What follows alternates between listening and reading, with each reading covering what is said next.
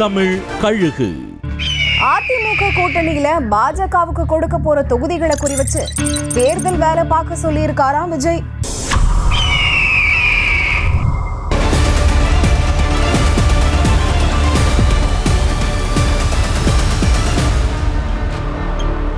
மேடைகள்ல பாஜகவை விஜய் விமர்சிக்கல அப்படிங்கிற குற்றச்சாட்டுகள் இன்னமும் முன்வைக்கப்படுற நிலையில களத்துல பாஜகவை வீழ்த்த விஜய் போடுற கணக்கு வேற மாதிரியா இருக்கு. அதிமுக கூட்டணியில பாஜகவுக்கு எத்தனை தொகுதிகள் ஒதுக்கப்படுதோ அத்தனை தொகுதிகள்லயும் தாவேக்க கவனம் செலுத்தணும்னோ அங்க வலிமையான வேட்பாளர்களை போட்டு மத்த தொகுதிகளை விட அந்த தொகுதிகள்ல தன்னோட பிரச்சாரம் கடுமையா இருக்கும்னோ கூடுதலா பிரச்சாரம் செய்ய திட்டங்களை தயார் செய்ய சொல்லி தான் கட்சி நிர்வாகிகளுக்கு உத்தரவு போட்டிருக்காராம்.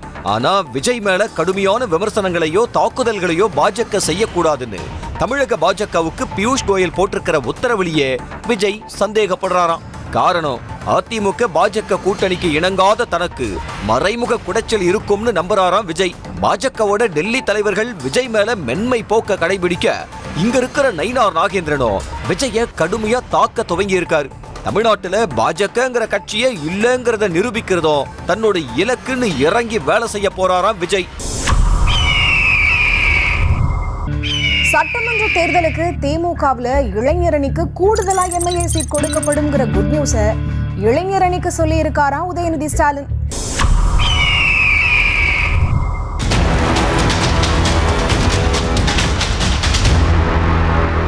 துணை முதல்வர் உதயநிதி ஸ்டாலின் சென்னையில் இருக்கிற குறிஞ்சி இல்லத்துல 150க்கும் மேற்பட்ட இளைஞரணி நிர்வாகிகளுக்கு அறுசுவை விருந்து கொடுத்து தேர்தல் ஆலோசனை நடத்தி இருக்காரு. அப்ப திருவண்ணாமலை இளைஞரணி மண்டல கூட்டத்துல இளைஞரணிக்கு கூடுதலா சீட்டு ஒதுக்கணும்னு முதல்வர் கிட்ட வச்ச வேண்டுகோளுக்கு பதில் கிடைச்சிருக்கிறதா சொன்னாராம் உதயநிதி. இங்க வந்திருக்கிற உங்கள பல பேரு எம்எல்ஏவாக போறீங்க, நாம கேட்டதை விட கூடுதலா நமக்கு சீட்டு கொடுக்கிறதா கட்சி தலைமை சொல்லி இருக்கு. வரப்போற தேர்தல்ல திமுக கட்சி நிர்வாகிகளுக்கு இணையா இளைஞரணியில இருக்கிறவங்களும் வேலை பார்க்க போறீங்கன்னு சொன்னாரா உதயநிதி. அதே சமயம் பொங்கல் முடிஞ்ச உடனே கூட்டணி கட்சிகளோட பேச்சுவார்த்தை நடத்த TR பாலு தலைமையில குழு அறிவிக்கப்பட்டு பிப்ரவரி 6ஆம் தேதியிலிருந்து விருப்ப மனு வாங்குறத தொடங்குதான் திமுக. திமுக விஐபிக்களோட தாவேக்க மாவட்ட செயலாளர்கள் பேசிய ஆடியோக்களை வெளியிட்ட ஆதவ் அதிர்ச்சியில வாயடைச்சு போயிட்டாங்களா நிர்வாகிகள்.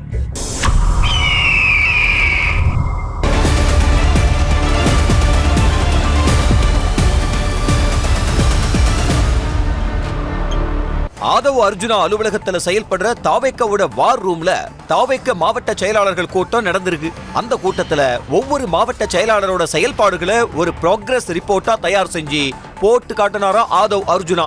அதுல 6க்கும் மேற்பட்ட மாவட்ட செயலாளர்கள் எந்த வேலையும் செய்யாம சும்மா இருக்கிறத அவங்களோட ப்ராக்ரஸ் ரிப்போர்ட் காட்ட அவங்களுக்கு 1 மாதம் கெடு விதிச்சிருக்காராம் விஜய். மாறலின்னா மாவட்ட செயலாளர்களை மாத்த சொல்லிட்டாராம். அதோட பல மாவட்ட செயலாளர்கள் திமுக விஐபிகளோட பல விவகாரங்கள்ல டீலிங் பேசுற ஆடியோக்கள் வீடியோக்கள் வார் ரூம்ல ஆதவ் போட்டு காட்ட அதிர்ச்சியில உறைஞ்சு போனாங்களாம் வந்திருந்த மாவட்ட செயலாளர்கள். இந்த எல்லா ஆதாரங்களும் தலைவர்கிட்டையும் இருக்கு. நீங்க மாறலன்னா தலைவரோட நடவடிக்கை வேற லெவல்ல இருக்கும்னு எச்சரிக்கப்பட்டாங்களாம். இதனால ஒவ்வொரு மாவட்ட செயலாளருக்கும் ஒரு கண்காணிப்பாளரை நியமிச்சிருக்காராம் விஜய். இவங்க தேர்தல் முடிகிற வரைக்கும் மாவட்ட செயலாளர்கள் கூடவே மெய்காப்பாளர்கள் போல இருப்பாங்களாம். அவங்களோட நடவடிக்கைகளை உடனுக்குடனே தலைமைக்கு ரிப்போர்ட்டா அனுப்புவாங்களாம். தேர்தலுக்காக அன்புமணியோட கூட்டணி பேச்சுவார்த்தை நடவடிக்கைகள்ல இறங்குனா சட்டப்படி நடவடிக்கை எடுக்கப்படும்னு ஒரு சட்ட அறிவிப்பை ராமதாஸ் தரப்பு வெளியிட்டிருக்கான்.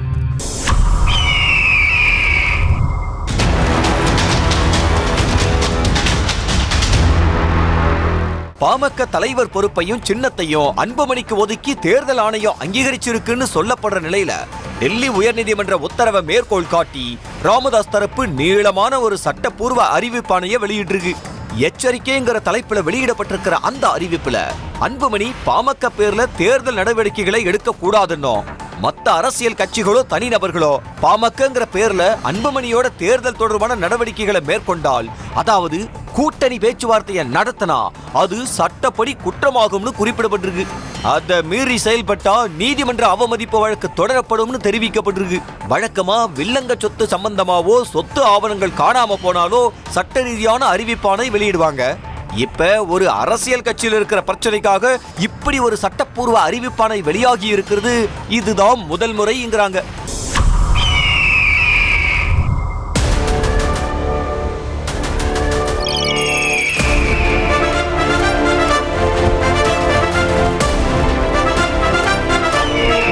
தமிழ் கழுகு.